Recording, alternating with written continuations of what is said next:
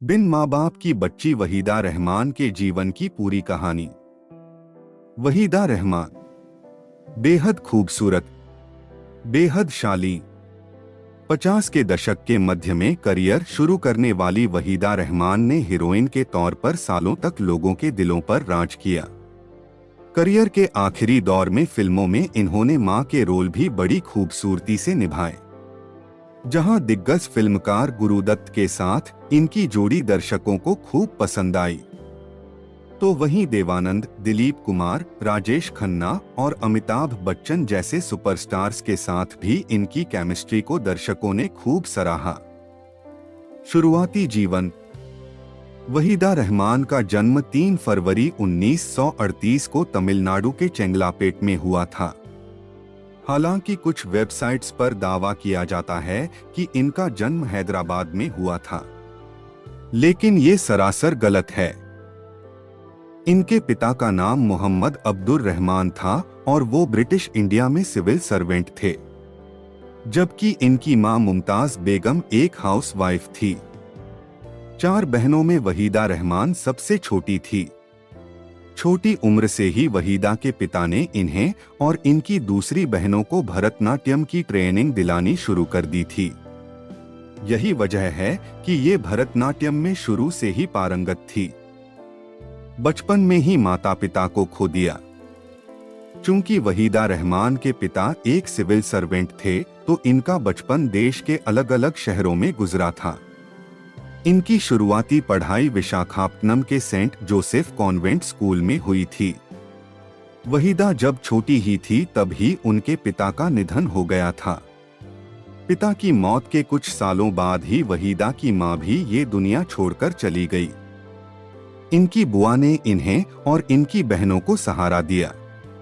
वहीदा बचपन से ही भरतनाट्यम में पारंगत थी, तो कम उम्र से ही उन्होंने विभिन्न कार्यक्रमों में नृत्य प्रस्तुति देना शुरू कर दिया था। यूं मिलने शुरू हुए फिल्मों के ऑफर्स।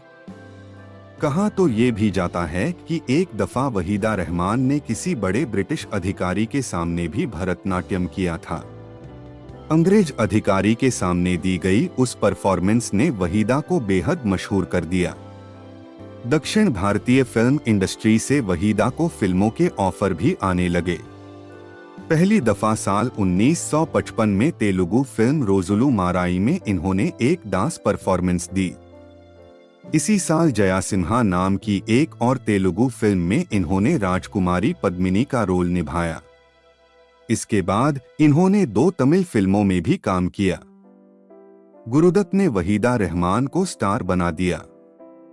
वहीदा की पहली फिल्म रोजुलू माराई की सक्सेस पार्टी में पहली दफा गुरुदत्त ने इन्हें देखा। ये वहीदा रहमान का डांस ही था जिसने महान फिल्मकार गुरुदत्त को इनकी तरफ आकर्षित किया था।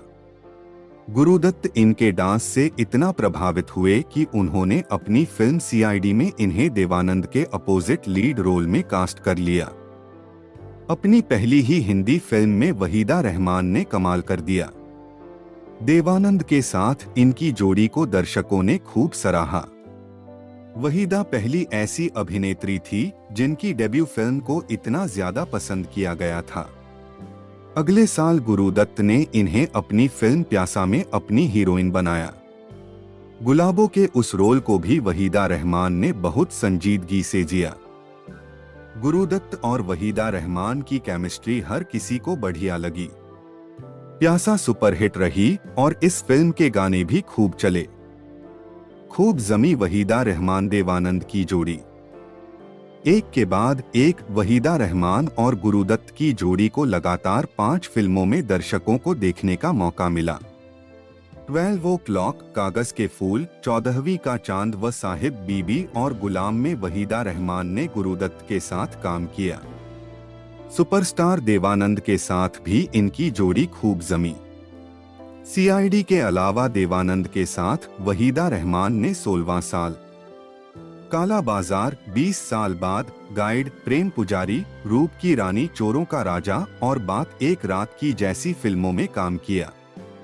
देवानंद के साथ इनकी सबसे यादगार फिल्म गाइड मानी जाती है। कहा जाता है कि जब वहीदा रहमान देवानंद के साथ अपनी पहली फिल्म सीआईडी कर रही थी तो उस वक्त तक देवानंद फिल्म इंडस्ट्री का बड़ा नाम बन चुके थे।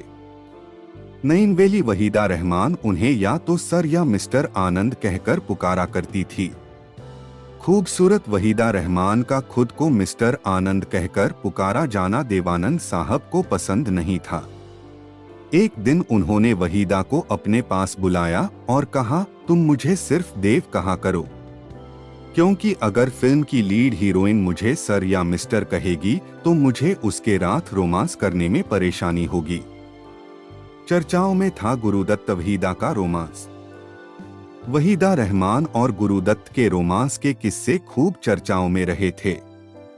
कहा जाता है कि ये वहीदा ही थी जिनकी वजह से गुरुदत्त और उनकी पत्नी गीता दत्त का रिश्ता खराब हुआ और आखिरकार टूट गया। हालांकि वहीदा रहमान ने कभी भी अपने और गुरुदत्त के रिश्ते के बारे में कोई बात नहीं की, यानी ना तो उन्होंने कभी स्वीकार किया कि वो गुरुदत्त के साथ रिश्ते में थी और ना ही कभी इससे इनकार किया।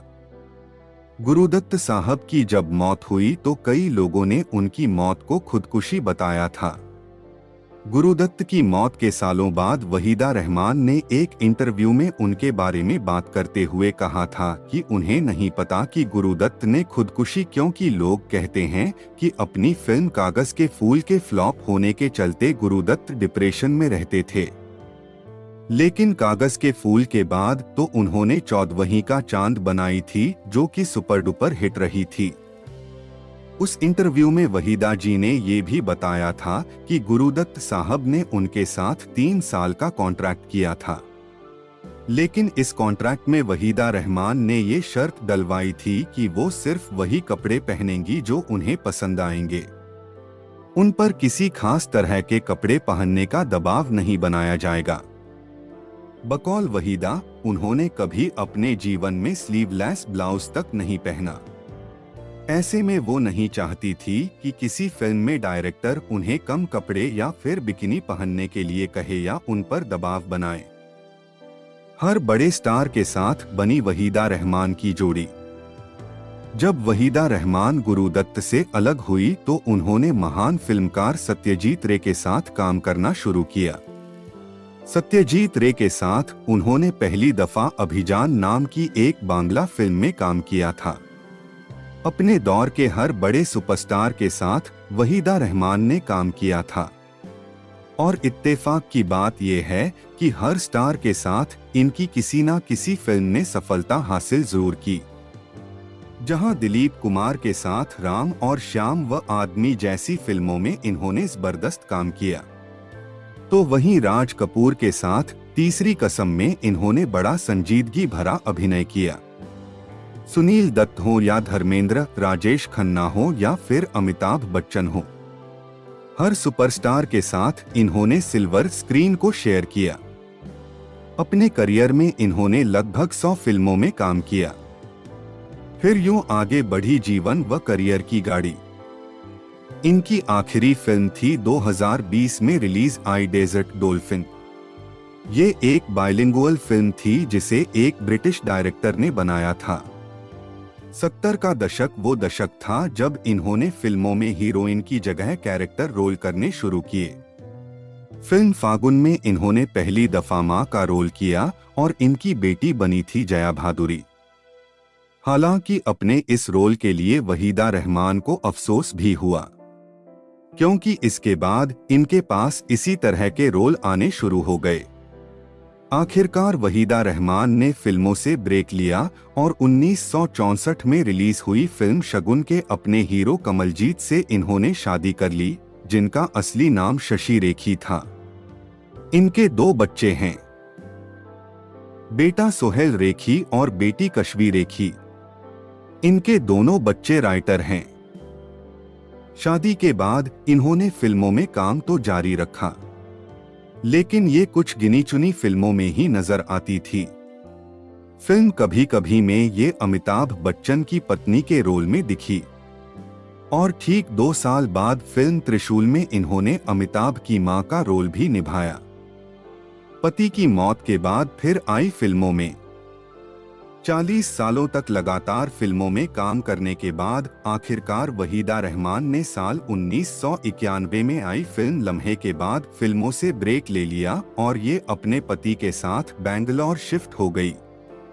लेकिन 21 नवंबर सन 2000 को इनके पति की मौत हो गई। पति की मौत के बाद ये एक बार फिर से मुंबई आ गई और इन्होंने फिर से फिल्मों में काम करना शुरू कर दिया। इनकी दूसरी पारी की पहली फिल्म थी 2002 में रिलीज हुई ओम जय जगदीश। अपनी दूसरी फिल्मी पारी में इन्होंने वाटर, मैंने गांधी को नहीं मारा, रंग दे बसंती, दिल्ली 6 और विश्वरूपम जैसी शानदार फिल्मों में काम किया। इन सभी फिल्मों में वहीदा रहमान की परिपक्वता ने लोगों का दिल जीत लिया। अपने लगभग 70 साल लंबे करियर में वहीदा रहमान को एक फिल्म ठुकराए जाने का बेहद अफसोस रहा। ये फिल्म थी श्याम बेनेगल की अंकुर।